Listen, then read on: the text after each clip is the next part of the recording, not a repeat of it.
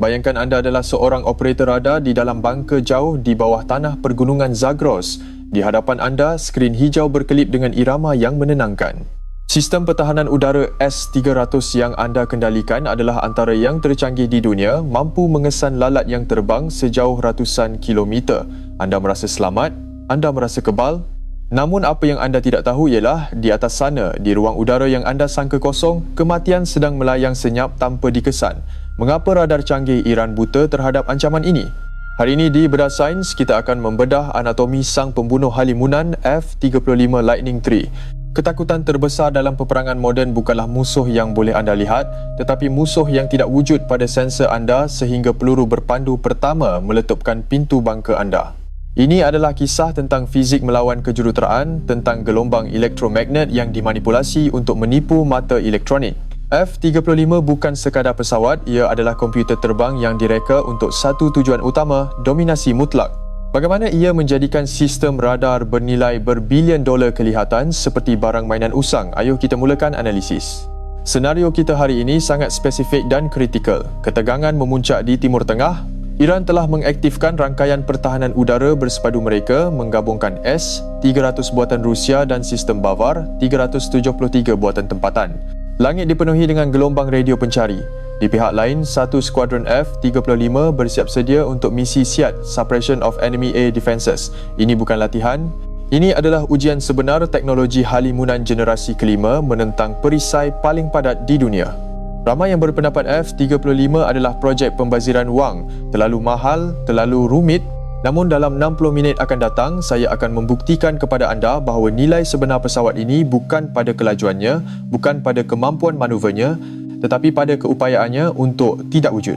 Kita akan melihat bagaimana bentuk geometri, bahan komposit rahsia dan perang elektronik bergabung untuk mencipta hantu mekanikal ini. Selamat datang ke Bedah Sains, saya si penanya dan ini adalah Blueprint Team, Operasi Halimunan. Jangan lupa untuk tekan butang langganan kerana analisis mendalam seperti ini jarang ditemui di tempat lain. Mari kita bongkar rahsia di sebalik perisai halimunan Amerika dan tombak pertahanan Iran. Sebelum kita bercakap tentang teknologi canggih hari ini, kita perlu faham sejarah Wild Weasel. Konsep SIAD atau penindasan pertahanan udara musuh bermula sejak Perang Vietnam. Dulu juruterbang terpaksa terbang rendah, membiarkan diri mereka ditembak semata-mata untuk mengesan lokasi radar musuh. Ia adalah misi bunuh diri. You gotta be shitting me adalah reaksi pertama juruterbang apabila diberitahu tentang taktik ini. Hari ini falsafah itu telah berubah sepenuhnya. Kita tidak lagi mahu mengelak peluru berpandu, kita mahu memusnahkan pelancar itu sebelum ia sempat menekan butang. Inilah yang dipanggil First Day of War.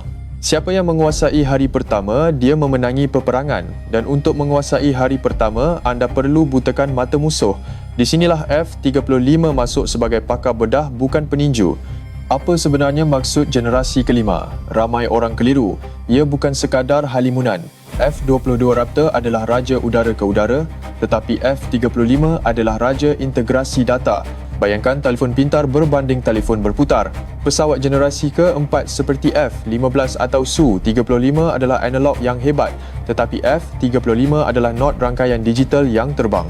Iran tahu mereka tidak boleh menandingi tentera udara barat dari segi jumlah pesawat, jadi mereka melabur secara asimetrik, mereka membina hutan peluru berpandu. Rangkaian pertahanan udara Iran adalah antara yang paling padat di dunia, berlapis-lapis dari jarak jauh hingga jarak dekat. Mereka menggunakan strategi Anti-Access Area Denial atau A2AD. Pertahanan ini seperti bawang. Lapisan luar adalah radar amaran awal VHF. Lapisan tengah adalah sistem S-300 dan Bavar 373. Lapisan dalam adalah sistem jarak dekat seperti Tor M1 untuk melindungi radar itu sendiri. Untuk menembusinya, F-35 perlu mengupas bawang ini satu persatu tanpa membuatkan mata berair atau dalam kes ini, tanpa diletupkan. Jika F-35 gagal, akibatnya bukan sahaja kehilangan pesawat bernilai 80 juta dolar, ia bermakna juruterbang ditangkap atau terbunuh dan teknologi rahsia jatuh ke tangan musuh. Lebih buruk lagi, ia membuktikan kepada dunia bahawa halimunan hanyalah mitos, tekanannya sangat tinggi, tiada ruang untuk kesilapan. Jadi, apa sebenarnya yang mereka hadapi? Mari kita berkenalan dengan raksasa yang menjaga langit Iran, S-300 PMU-2 Favorite. Satu nama yang digeruni oleh mana-mana juruterbang yang tidak memiliki teknologi halimunan. S-300 bukan sekadar satu terak. Ia adalah satu sistem. Ia terdiri daripada radar pengesan sasaran, radar penjejak, pos arahan dan pelancar peluru berpandu. Otak kepada sistem ini adalah radar 64N6E Big Bird. Radar ini mampu mengesan sasaran sejauh 300 km dan menjejak 100 sasaran serentak. Ia direka khusus untuk memburu pesawat pejuang. Bagaimana radar berfungsi? Prinsip asasnya mudah. Hantar gelombang radio, tunggu ia melantun balik. Masa yang diambil memberitahu jarak, perubahan frekuensi memberitahu kelajuan. Radar moden menggunakan phase array di mana ribuan modul pemancar kecil boleh mengubah arah pancaran elektronik dalam mikrosaat tanpa perlu memusingkan piring radar secara fizikal. Peluru berpandu 48N6E2 yang digunakan S-300 terbang pada kelajuan Mach 6. Itu 6 kali ganda kelajuan bunyi. Jika radar mengunci anda mempunyai masa kurang daripada 1 minit untuk bertindak. Kepala peledaknya bukan jenis hentaman terus. Ia meletup berhampiran pesawat menyebarkan serpihan shrapnel yang mencari kerangka pesawat. Tetapi Iran tidak bergantung sepenuhnya pada Rusia. Mereka membangunkan Bavar 373 yang didakwa setanding dengan S-400. Ia menggunakan radar AESA yang lebih sukar diganggu. Ini menambah lapisan kerumitan kerana spesifikasi sebenar Bavar 373 adalah rahsia negara, menjadikan perancangan misi F-35 lebih sukar. Ancaman terbesar untuk pesawat halimunan sebenarnya adalah teknologi lama, radar VHF. Gelombang panjang ini mempunyai panjang gelombang fizikal yang besar, kadang-kadang sebesar ekor pesawat itu sendiri. Ini menyebabkan fenomena resonans, menjadikan pesawat halimunan kelihatan di skrin radar. Iran tahu ini dan mereka menggunakan radar VHF Nebo-M untuk melihat F-35. Namun ada satu caveat. Radar VHF boleh memberitahu ada sesuatu di sana tetapi ia tidak cukup tepat untuk memandu peluru berpandu. Ia seperti melihat kabur-kabur. Untuk menembak, mereka perlu menyerahkan data itu kepada radar penjejak frekuensi tinggi. Di titik serahan inilah F-35 memenangi pertarungan. Geografi Iran juga memainkan peranan. Pergunungan Zagros yang tinggi menyediakan tempat persembunyian semula jadi untuk bateri radar. Mereka boleh meletakkan radar di puncak untuk jangkauan maksimum atau di lembah untuk serangan hendap. F-35 perlu terbang melalui lembah maut ini menggunakan rupa bumi sebagai perisai tambahan. Sistem pertahanan udara hanya sebaik operatornya. Latihan kru Iran adalah intensif tetapi mereka menghadapi dilema psikologi. Jika mereka menyalakan radar terlalu lama, mereka mendedahkan lokasi mereka kepada peluru berpandu anti-radiasi. Jika mereka mematikan radar, mereka buta. Ini adalah permainan kucing dan tikus yang mematikan. Cabaran utama Iran adalah mengintegrasikan pelbagai sistem berbeza Rusia, China dan tempatan ke dalam satu gambaran operasi yang koheren. Kelewatan data beberapa saat sahaja dalam komunikasi antara sistem ini adalah celah yang akan dieksploitasi oleh F-35. Kita telah melihat perisainya, sekarang mari kita lihat pedangnya. Bagaimana jurutera Lockheed Martin memanipulasi hukum fizik untuk menjadikan 30 tan logam dan bahan api hilang dari pandangan radar? Jawapannya bermula dengan bentuk. Reka bentuk halimunan F-35 didorong oleh planform alignment. Jika anda perhatikan, tepi sayap, ekor dan pintu gear pendaratan semuanya sejajar pada sudut yang sama. Ini bukan untuk estetik. Ia bertujuan untuk memantulkan gelombang radar ke arah yang sangat spesifik, jauh daripada sumber asalnya. Ia seperti cermin yang diletakkan condong, anda tidak akan nampak pantulan diri anda sendiri. Keberkesanan ini diukur dengan RCS atau radar cross section. F-15 mempunyai RCS sebesar sebuah rumah. F-35, ia dianggarkan sebesar bola golf metalik. Bagi radar S-300, F-35 kelihatan seperti hingar latar belakang atau burung kecil, bukan ancaman yang perlu ditembak. Tetapi bentuk sahaja tidak cukup. F-35 disalut dengan bahan ajaib radar absorbent material. Ini bukan cat biasa. Ia adalah komposit polimer yang mengandungi zarah ferromagnetik. Apabila gelombang radar mengenainya, tenaga gelombang itu diserap dan ditukar menjadi haba yang sangat sedikit, bukannya dipantulkan. Generasi awal pesawat halimunan seperti F-117 memerlukan penyelenggaraan cat yang gila setiap kali terbang. F-35 menggunakan fiber mat yang dibakar terus ke dalam kulit komposit pesawat. Ia lebih tahan lasak dan kekal efektif walaupun dalam cuaca buruk atau selepas manuver G tinggi. Ini adalah back-in stealth. Perhatikan muncung enjin dan pintu ruang senjata, anda akan melihat corak gerigi atau sawtooth. Gelombang radar cenderung merambat di sepanjang permukaan logam seperti air yang mengalir. Corak gerigi ini memecahkan arus gelombang tersebut dan menyelerakkannya, menghalang pembentukan pantulan yang kuat. Radar bukan satu-satunya mata musuh. Sensor inframerah mencari harbor engine. F-35 mengatasi ini dengan menyembunyikan enjin jauh di dalam badan pesawat dan menyejukkan egsos dengan udara pintasan. Muncung enjin juga direka untuk menyebarkan haba dengan cepat, menjadikan jejak termalnya jauh lebih kecil berbanding pesawat konvensional. Masalah dengan pesawat pejuang lama ialah mereka menggantung sensor dan port sasaran di luar sayap. Ini menambah RCS. F-35, segala-galanya di dalam. Sistem EOTS diletakkan di bawah hidung di sebalik tingkap nilam bersegi belian yang juga telus kepada sensor tetapi memantulkan radar. Begitu juga dengan senjata. Untuk kekal halimunan, F-35 membawa peluru berpandu di dalam perutnya. Membuka pintu senjata adalah saat paling bahaya kerana ia merosakkan bentuk halimunan. Oleh itu, pintu itu direka untuk membuka, melancarkan peluru dan menutup kembali dalam masa kurang dari beberapa saat. Kritikan utama terhadap F-35 adalah kos penyelenggaraan lapisan halimunan ini. Satu calar kecil pada permukaan boleh meningkatkan RCS secara drastik. Kru darat perlu memeriksa setiap inci permukaan dengan pengimbas laser mikroskopik sebelum dan selepas setiap misi. Ini adalah harga kesempurnaan. Halimunan fizikal hanyalah separuh cerita. F-35 juga memiliki halimunan elektronik. Radarnya AN/APG-81 menggunakan teknik LPI. Ia memancarkan gelombang radar yang berubah-ubah frekuensinya beribu kali sesaat, menjadikannya kelihatan seperti hingar awak kepada penerima amaran radar musuh. Dalam mod tempur penuh, F-35 sering terbang dalam keadaan senyap sepenuhnya, tidak memancarkan sebarang radar. Ia hanya mendengar. Ia menjadi lubang hitam di langit yang menyerap semua maklumat tanpa mengeluarkan sebarang isyarat yang boleh dikesan. Jadi jika ia tidak menggunakan radar sendiri untuk melihat, bagaimana ia tahu di mana musuh berada? Di sinilah kita masuk ke dalam otak pesawat ini. Fungsian yang menjadikan F-35 mesin pembunuh paling pintar dalam sejarah sensor fusion. Sensor fusion adalah istilah pemasaran yang sering digunakan tetapi pada F-35 ia adalah realiti. Pesawat ini mengambil data dari radar, sensor inframerah, kamera 360 darjah dan data dari pesawat lain lalu menggabungkannya menjadi satu gambaran mudah untuk juruterbang. Juruterbang tidak perlu memikirkan sensor mana yang melihat ini. Dia hanya melihat musuh di sana.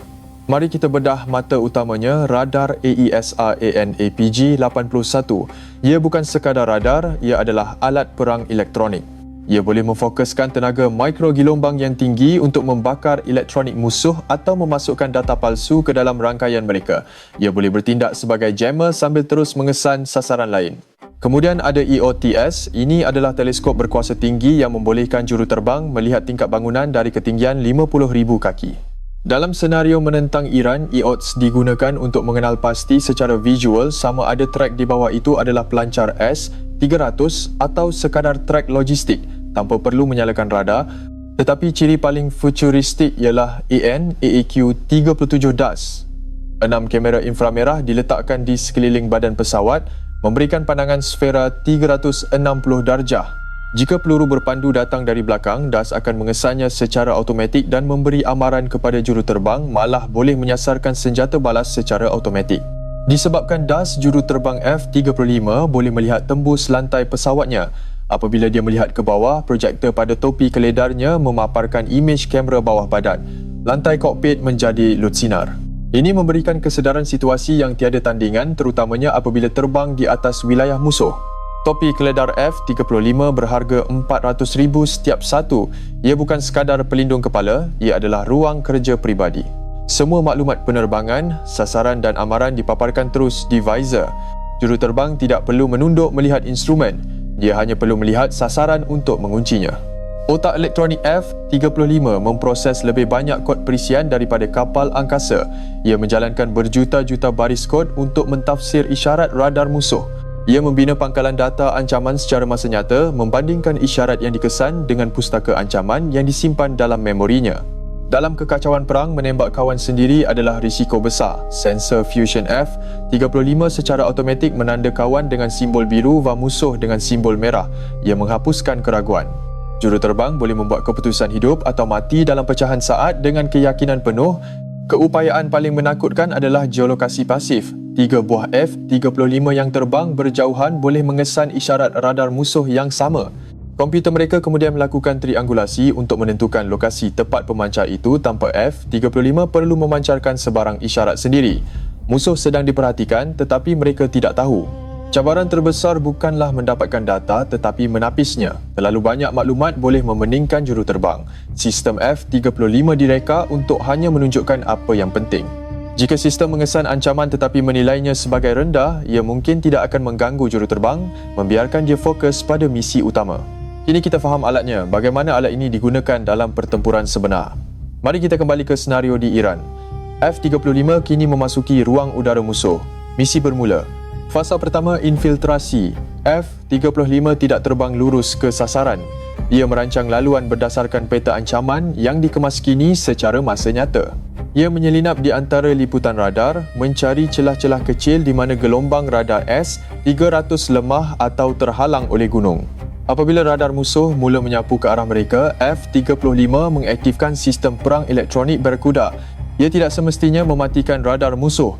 Ia mungkin hanya memanipulasi isyarat balik untuk membuatkan pesawat kelihatan berada di tempat lain atau mencipta ratusan sasaran palsu. Pesawat penyesak lama seperti EA-18G Growler perlu beroperasi dari jauh. F-35 melakukan stand-in jamming. Ia terbang sangat dekat dengan radar musuh dan memancarkan isyarat gangguan kuasa tinggi terus ke dalam penerima radar. Ini adalah tindakan berani mati yang hanya boleh dilakukan oleh pesawat halimunan. S-300 cuba melawan. Ia menukar frekuensi secara rawak tetapi sensor F-35 terlalu pantas. Ia menjejak perubahan frekuensi itu dan terus mengunci lokasi pemancar. Sebaik sahaja lokasi radar disahkan, data koordinat GPS dihantar ke sistem senjata. Taktik bijak F-35 adalah menggunakan umpan. Sebuah F-35 mungkin sengaja membuka sedikit pintu senjatanya untuk seketika meningkatkan RCS-nya supaya dikesan. Ini memancing radar S-300 untuk menyala sepenuhnya dan mengunci sasaran. Sebaik sahaja radar menyala, F-35 lain yang bersembunyi akan melepaskan tembakan. Terdapat juga spekulasi bahawa radar asal F-35 mampu melakukan serangan siber tanpa wayar, menyuntik kod hasad ke dalam rangkaian pertahanan udara musuh melalui pintu belakang isyarat radio. Ini boleh melumpuhkan sistem komunikasi bateri peluru berpandu tanpa melepaskan satu pun tembakan kinetik. Juruterbang kini berada di titik keputusan, sasaran telah dikenal pasti. Adakah dia melancarkan peluru berpandu sendiri atau adakah dia menghantar data itu kepada kapal pemusnah di laut untuk melancarkan peluru berpandu Tomahawk? F-35 sering bertindak sebagai peninjau hadapan, bukan penembak utama. Jika S-300 berjaya melancarkan peluru berpandu, F-35 masih mempunyai cut-through. Walaupun tidak selincah F-22, ia boleh melakukan manuver G tinggi dengan muatan penuh. Namun pertahanan terbaiknya adalah memecahkan kunci radar dengan membelok tajam supaya bahagian paling halimunannya menghadap radar. F-35 juga dilengkapi dengan umpan tunda ALE-70. Ia adalah peranti kecil yang dilepaskan dan ditarik di belakang pesawat dengan wayar fiber optik. Ia memancarkan isyarat radar yang kuat menggoda peluru berpandu musuh untuk menyerangnya dan bukannya pesawat. Tetapi dalam senario ideal, S-300 tidak akan pernah tahu apa yang berlaku. Mereka hanya akan melihat skrin kosong, kemudian tiba-tiba, statik. F-35 telah melepaskan senjatanya. Apakah senjata yang digunakan untuk memusnahkan gergasi ini? F-35 mempunyai arsenal yang sangat spesifik untuk misi siat. Mari kita lihat apa yang ada di dalam perutnya. Bintang utama dalam misi ini adalah AGM-88G AARGM-ER, nama yang panjang untuk senjata yang sangat jahat. Ia direka khusus untuk muat di dalam ruang senjata F-35A Vasi. Kehebatan AARGM-ER ialah ia tidak boleh ditipu dengan mematikan radar. Jika radar S-300 dimatikan untuk bersembunyi, peluru berpandu ini mengingati lokasi terakhir isyarat itu dan menggunakan radar gelombang milimeternya sendiri untuk mencari sasaran di saat-saat akhir. Selain itu, F-35 boleh membawa sehingga 8 GBU 53B Stormbreaker. Bom kecil ini mempunyai sayap yang terbuka selepas dilancarkan, membolehkannya meluncur sejauh 70 km. Ia mempunyai pencari 3 mod untuk menghentam sasaran bergerak dalam cuaca buruk. Apabila bom ini menghentam radar S-300, ia tidak perlu memusnahkan seluruh truk. Ia hanya perlu merosakkan piring radar atau elektronik sensitif. Tanpa radar, peluru berpandu S-300 yang menakutkan itu hanyalah roket buta yang tidak berguna. Setelah pertahanan udara utama dimusnahkan, F-35 boleh beralih ke Beast Mode. Ia tidak lagi perlu menyembunyikan senjatanya. Ia boleh membawa muatan penuh di sayap luar, bertindak sebagai truk bom untuk menghancurkan baki infrastruktur musuh. Kita juga tidak boleh mengabaikan fakta bahawa F-35 disahkan untuk membawa bom nuklear graviti B-61-1012. Walaupun ini adalah senario kiamat yang kita harap tidak akan berlaku, keupayaan F-35 untuk menyusup masuk dan menghantar senjata nuklear taktikal adalah penghalang strategik yang besar. Masa depan senjata F-35 mungkin bukan lagi peluru berpandu. Penyelidikan sedang dijalankan untuk melengkapkan pesawat ini dengan laser tenaga tinggi untuk menembak jatuh peluru berpandu musuh. Ini akan menjadikannya hampir kebal. Isu utama adalah kos. Menggunakan peluru berpandu bernilai 2 juta untuk memusnahkan radar 10 juta adalah berbaloi, tetapi menggunakan ia untuk menembak truk 50,000 adalah pembaziran. F-35 perlu bijak memilih sasaran bernilai tinggi. Namun kekuatan sebenar F-35 bukanlah apabila ia terbang bersendirian. Kekuatannya berganda secara eksponen apabila ia terbang dalam kumpulan. Inilah konsep Wolfpack Digital. Pesawat lama menggunakan Link 16 yang memancarkan isyarat ke semua arah mudah dikesan musuh. F-35 menggunakan MADL. Ia adalah pancaran data terarah yang sempit antara pesawat seperti menyuluh lampu suluh terus ke mata rakan anda. Musuh di sekeliling tidak nampak cahaya komunikasi ini. Jika satu F-35 melihat musuh, semua F-35 lain melihatnya serta-merta. Malah kapal laut dan pasukan darat yang bersambung dengan rangkaian ini juga melihatnya. F-35 bertindak sebagai quarterback di medan perang, mengarah serangan dari pelbagai platform. Dalam konteks Iran, kita perlu menyebut F-35I Adir milik Israel. Ini adalah satu-satunya varian F-35 di dunia yang membenarkan modifikasi perisian tempatan. Israel telah memasukkan sistem EW dan peluru berpandu mereka sendiri, menjadikannya lebih berbahaya dan tidak dapat diprediksi oleh perisikan Iran. Masa depan adalah loyal wingman.